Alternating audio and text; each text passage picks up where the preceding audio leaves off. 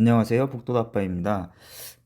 오늘은 제가 주로 사용하는 한국투자증권 어플을 이용을 해서 뭐 매물대를 이용한 선긋기나 뭐 그런 것들이 조금 어렵다고 생각하시는 분들, 그리고 추세선을 긋는 게 어렵다고 생각하시는 분들을 위해서 어, 그런 스킬이 없더라도 조금 더 편안하게 그 차트를 보실 수 있는 방법을 조금 알려드릴까 해서 지금 동영상을 좀 찍고 있고요.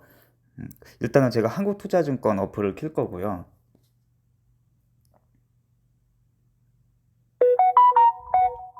어제와 어제 그저께는 제가 그 조이시티를 관련을 해서 차트에 선을 긋는 방법을 조금 보여드렸었는데, 자꾸 그 한 종목을 가지고 하다 보면은 그게 마치 제가 뭐 종목을 추천하는 것 같은 그런 느낌이 들어서, 자, 오늘은 제가 네이버를 한번 봐보겠습니다. 자, 네이버를 보시게 되시면 지금 현재 저 같은 경우에는 이 부분에 톱니바퀴가 있죠. 이걸 눌러보시면 주가 이동 평균 당연히 들어가야 되겠고요. 그리고 뭐 거래량, 그리고 오버레이에 이제 보조지표로서 일목균형표하고 볼리전 밴드까지 넣어놓은 상태고요. 자, 여기서 어떤 걸 추가하시면 되냐면 이 스패너 모양이 있을 겁니다. 이 스패너 모양을 누르시고, 자, 얘를 이렇게 하시다 보면 이 부분에 자동 추세라는 게 있습니다.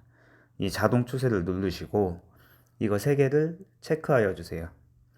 그리고 자, 이 부분은 그냥 기본으로 놔두시고 쓰시는 게 더 낫다고 생각이 됩니다. 이 확인을 누르시면 이렇게 추세선이 나옵니다. 보시면 이런 까만 선 있죠? 자, 이런 추세선이 자동으로 그어지고요.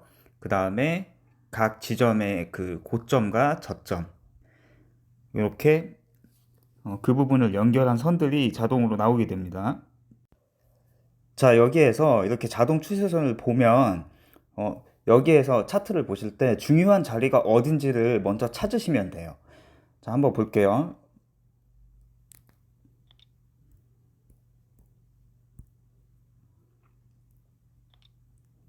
자, 여기에서 보면 주식의 가격이 자, 이렇게 쭉 올라옵니다. 그랬다가 계속적인 상승 추세를 멈추고 하락하는 자리가 있을 거예요. 자, 이렇게 하락을 하고 있죠. 자, 그 다음에 반등을 주었다가 다시 내려갑니다. 자, 다시 내려갈 때 쭉 오다가 그 전저점인 이 부분을 이탈을 하고 여기까지 내려옵니다. 그러면 근데 여기 내려올 때 여기 자동 추세선을 봤을 때 그 두 번째 중요한 자리가 여기인데 여기까지 이탈을 하고 여기까지 옵니다. 그럼 여기서 또 중요한 자리는 어디냐? 자, 이 전저점과 이 부분의 고점 자리입니다. 그 고점 자리까지 깨고, 자, 여기에서 다시 추가적인 반등이 나옵니다. 그럼 여기서 제일 중요한 자리는 어디일까요? 바로 4번 자리입니다.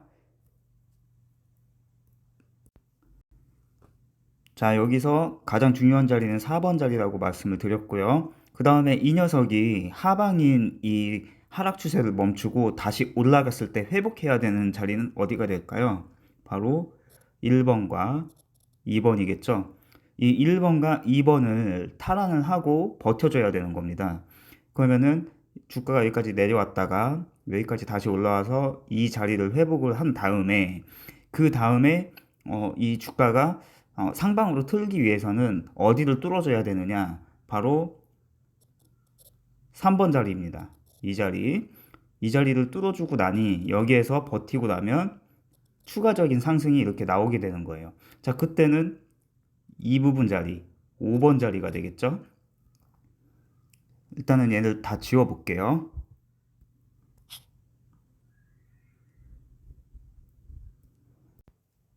자, 그럼 다시 이번에는 제가 차트로 한번 돌아가 보겠습니다. 자, 차트로 돌아가서, 자, 아까 다시 이쪽으로 가볼게요. 자, 이 자리였죠. 중요한 자리인 4번 자리. 여기에다가 선을 하나 긋습니다. 자, 선을 긋기 전에 잠시만요. 가격을 좀 확인을 할게요. 이날의 저가를 긋는 겁니다. 이날의 저가가 36만 6,500원입니다. 수평선을 누르시고, 36만 6,500원. 자, 이렇게 그으시고요. 그 다음에, 잠시만요. 잘못 그었네요. 저가가 35만 원이군요. 35만 원. 자, 이렇게 그어주시고, 그 다음에, 이 자리에서 회복을 해야 됐던 이 1번 자리와 2번 자리를 자, 회복을 해주고, 그 다음에 탈환은 해야 되는 자리가 요 자리라고 말씀을 드렸습니다. 요 자리. 하락의 처음 그 전초 지점이었던 자리죠. 그 자리에 저가를 확인합니다.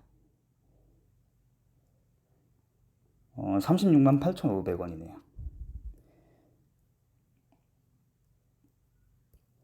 36만 8,500원. 자, 이렇게 선을 그어주고요. 그 다음에 요 녀석이 지금 이 자리를 탈환하고 올라간 다음에, 자, 요때는 뭐 음봉으로 마무리 짓고 이 자리를 회복하지는 못했지만 다음날 다시 끌어올리는 모습을 보여줬고요. 그 다음에 이제 요런 양봉을 만들면서 약간 십자가 모양이기는 한데 그 전고점을 돌파를 해주면서 주가를 이렇게 끌어올리고 그 전날의 종가보다 높은 곳에서 종가가 마무리가 되었습니다. 자, 그러고 나서 이렇게 다시 상승을 합니다. 상승을 했다가 41만 원이라는 고점을 찍죠. 그러면은 여기에서 중요한 자리는 이 41만 원이라는 자리가 됩니다. 거기다가 선을 하나 긋습니다.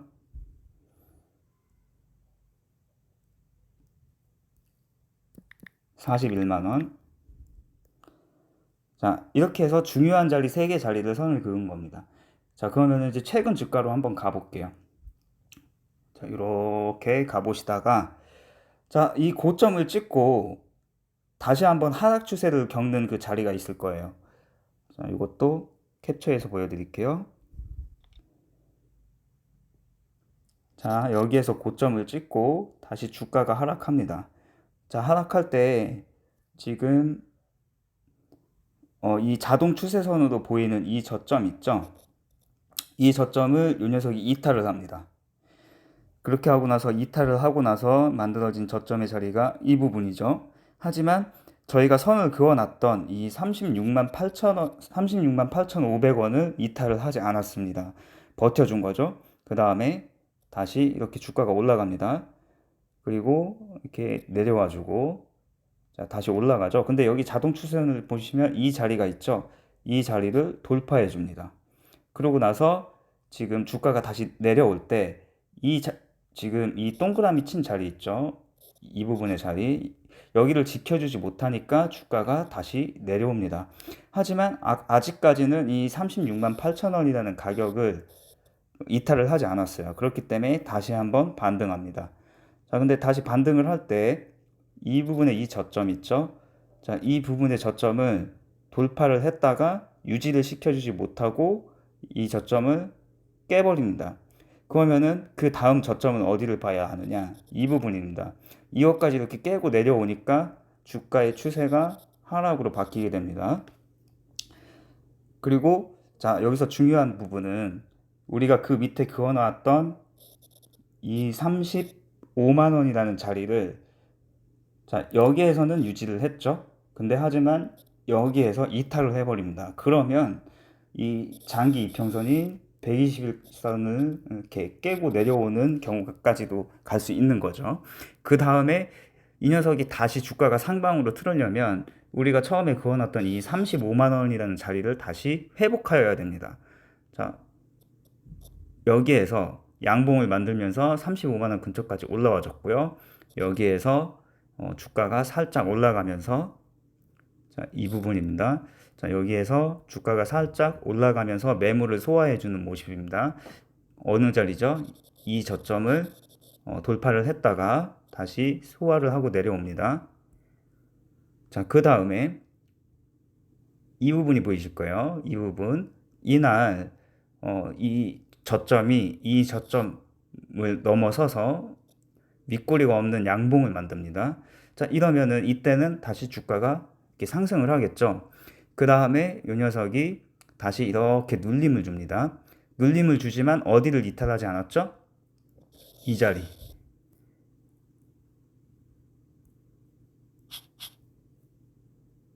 자, 여기를 이탈하지 않았습니다. 여기.